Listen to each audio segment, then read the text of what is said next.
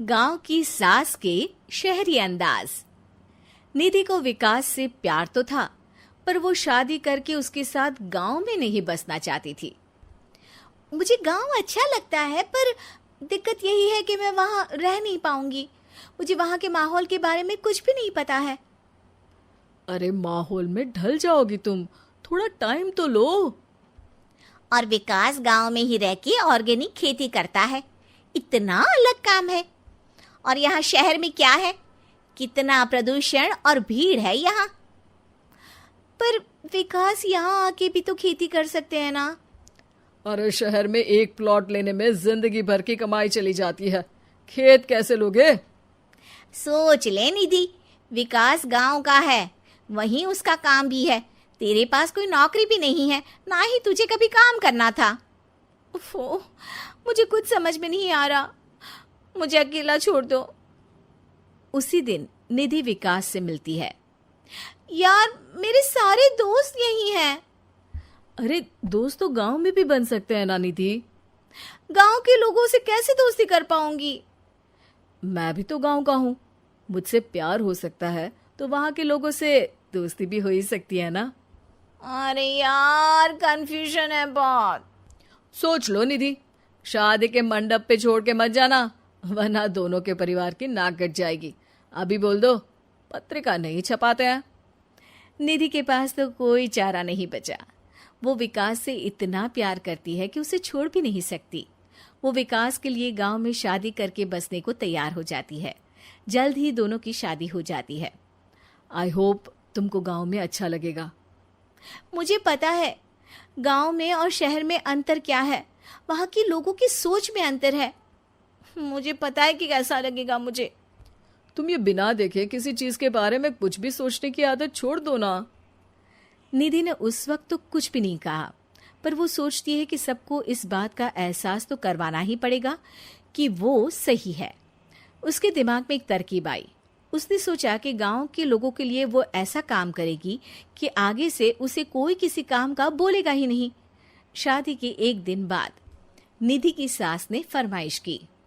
निधि बेटा, अपने हाथ से कुछ खाने का बना दे। बिल्कुल सासू माँ, थोड़ा सा रुकिए, अभी बनाती हूँ। ये सही मौका था निधि के पास ये बताने का कि गांव के लोगों और उसके रहन सहन में कितना अंतर है। रोटी सब्जी दलिया भाजी खाने वालों के लिए पिज्जा बना देती हूँ, तब इनको समझ में आएगा।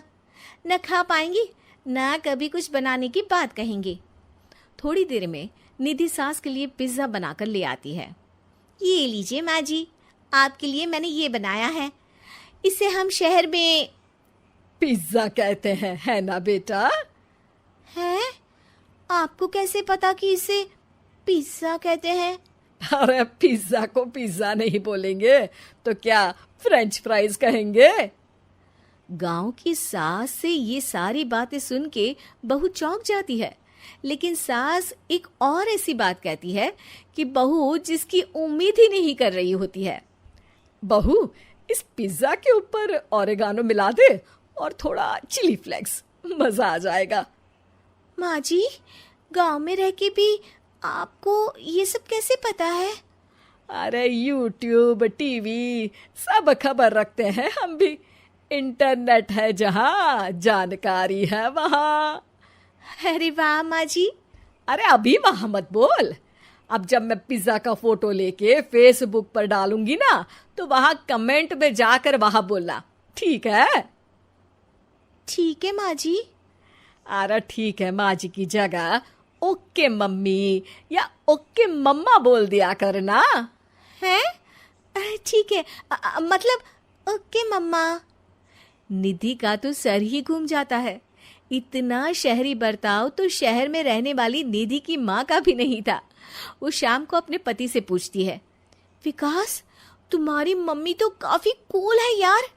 पिज्जा में क्या डालते हैं, फेसबुक पर क्या डालते हैं, सब कुछ पता है उन्हें तो।